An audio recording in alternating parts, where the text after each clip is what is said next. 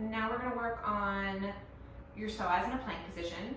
So if you have a TheraBand at home, you don't need like a special loop TheraBand. I want you to go ahead and tie the band into a loop. And you'll have to test out how much resistance you want on the band. I started with like a little less than my shoulder width apart, but if you have a really heavy TheraBand, you might want to give yourself a little bit more slack. You just have to play with what's appropriate for your body. So I'm going to take the band and I'm going to loop it around Sarah's feet. So I'm going to loop it around here, and she's going to go ahead up into a plank position on her hands and tuck her toes under. Great. So go ahead and bring your hips up a tiny bit. Great. From here, you can see she has a very nice neutral pelvis. And what I want her to do is I want her to slide her left foot up towards her hands. So she's flexing in her hip. And she's going to go as much as she can without gripping in the front of the hip or without tucking under. Great. And then she'll go back. And then let's go to the other side. Good. And we'll show you one more on each side. We want to make sure that as we keep going, we don't sink. That is one thing to look for when you're starting to get fatigued. And then you'll do one more. Good. And relax. Excellent. So that's something you'll do until you feel like you can't do any more without compensating. Again, not to continue to say the same things over and over again, but that's one thing you'll continue to do until you either feel your form starting to fatigue and give out, or until your muscles get tired.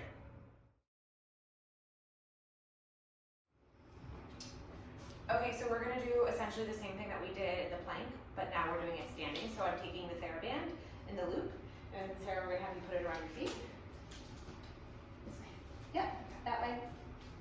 So in this way, you can see how this is going to tie into things like développés, front and side. So Sarah, I'm going to have you put your hands on your hips to make sure that you're not doing anything funky with your hips. And then what I want you to do is fold in the front of your hip, keep your foot flexed, and bring your knee up as high as you can. Great. And she's going to come back down. So with her hands here, she can also take her fingers and feel the sides of her hips to make sure that her TFL is not gripping as she comes up.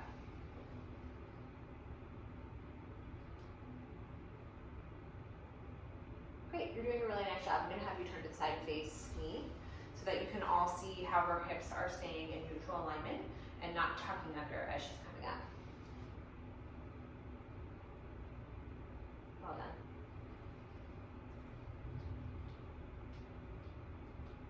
Good, very nice. So she's going to turn back to face the camera. So we don't only développé in parallel, but also in turnout. So there's no reason why you cannot go ahead and make this into a turnout exercise. So she's going to put herself into a little bit of a first position turnout. Great.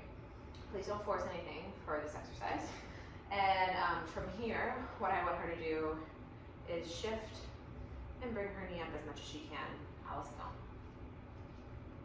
This one might be a little bit harder in terms of feeling the TFL not take over. And then the other side.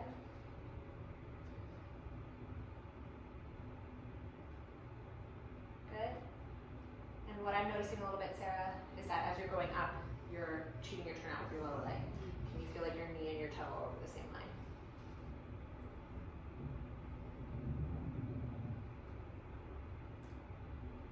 That's better.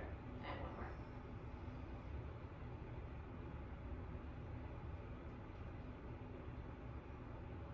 Thank you.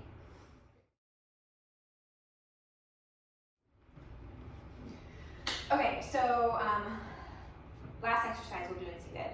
So if you have a mirror, that's going to be super beneficial to make sure that you're not compensating, as it will be with all the other exercises we talked about. But if not, you can use your hips to monitor, your hands to monitor the movement. So you're going to place your hands on your hips, or as you get better, you can put your hands a la seconde. And what I want you to do, again, think about energetically that psoas line connecting as you lift your left knee up towards your chest. Great, and come on down. And then she's going to switch to the other leg. And come on down. So as you notice, her hips are really nicely square as she's doing this exercise, and she's not rotating or hiking as she goes up. Great. So some of you, it might be just enough, we'll regress it for a second. It'll be just enough to bring your toe up to full point before you start to rotate, and then come on back down. So again, if it's too challenging, don't bring your leg all the way up. Only bring your leg up as much as you can, keep your hips in neutral. Now, if this is too challenging, even still, what I would recommend is getting a couple of books so that instead of sitting with your hips at a 90-degree angle, your hips are a little bit further off the ground. So, if that is getting easy for you, what you can do is arch your knee, and then you can développé as much as possible without letting the TFL take over. And envelope and down. And we'll switch to show them the other side. Good, envelope and down. And you can always do everything and turn out. So we'll give everyone a little baby turn out. And you'll start to go knee up à la seconde. Good, and down. And one more like that on the other side. Good, making sure not to rotate the pelvis, and also that the TFL isn't kicking in. And if you're successful with that, you can start to développé and enveloppé and down, and one more on the other side.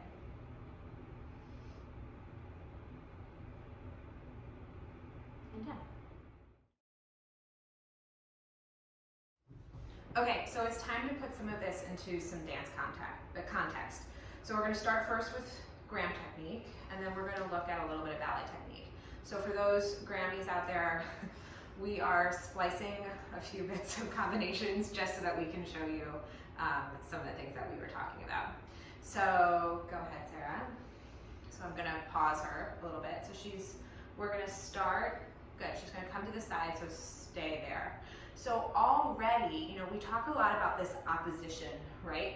And instead of pulling out of our joints, maybe we can start to think about pulling in some of our psoas work here, right? So as she turns and her right hip goes back here, can she think about the energetic connection from here to here instead of just yanking and pulling her hip back? Good, come on back to center. And relax on the other side. Good, so as she turned her right hip, she was thinking about this connection here. Good, and turn to the front. And down. Now, so we're going to go right into a step through, not kosher, totally fine. She's going to step through to that side, and as she's stepping through, can she think about this connection here, bringing her up onto her sits bones instead of pushing her hip forward? Great. And then go ahead and bring the sits bone back. And she's going to finish. Good. And then she's going to go ahead and finish the whole combination by pulling in, again, thinking about the psoas connection, bringing her leg out, and staying. So oftentimes in this position too, we think about elongating this leg, which is important, but can you also continue to keep it connected in here so that we're not pushing out via the superficial hip flexor muscles? Additionally, keeping the connection pull in here. Okay, so the last thing we're going to do is show you a little bit about how this plays into our développés and ballet, which should be a little bit more intuitive since a lot of the stuff that we've done in the exercises looks a lot more like développés. So Sarah's going to show you. She's going to go into her passe position. Good, and like the exercises we saw on the floor, we want to make sure that we're soft in here and our hips are even, and we're using our turnout muscles to generate this. And then as she développés, she's going to think about that energetic connection from here, that her développé is coming mostly from her psoas muscle. Very nice, and come on down. Great, and to the side, same deal. We got the nice folding in the hip here, turning out here, and then she's going to développé as much as she can without gripping into here because we're at home and we're training. Great, and if that's all she can do, that's all she can do, and she'll enveloppé and come on back down. So basically, a lot of the same concepts we already talked about. As you're développéing, you're thinking about the impetus coming from the psoas muscle, pulling your leg up and pulling your leg up to the side. Okay, and just for a visual so that you can see it one more time, we're going to imagine that this orange TheraBand is her psoas. So again, as she is développéing, this line is shortening this way as she's bringing her leg up, and shortening even more as she's coming up to the front and all the way down. Good. So long when she's down, and then it shortens as she brings her leg up into passe, and shortens even more as she goes into développé to the side. Great. Thanks. And now for a recap of the exercises in part 2. We started with hip flexion in plank with the TheraBand. Watch your hip positioning. And then we went and did the same thing in standing and started in parallel with hip flexion. And we also can turn that into a turnout exercise with hip flexion. From there, we took you to seated hip flexion, which you could also do with développés in your parallel position, and then you can turn that to a turnout position as well. So things to remember, of course, you're going to do exercises to fatigue on both sides, and exercises should not hurt. If they do hurt, please stop immediately. If you have questions, please go ahead and reach out, and thanks so much for listening.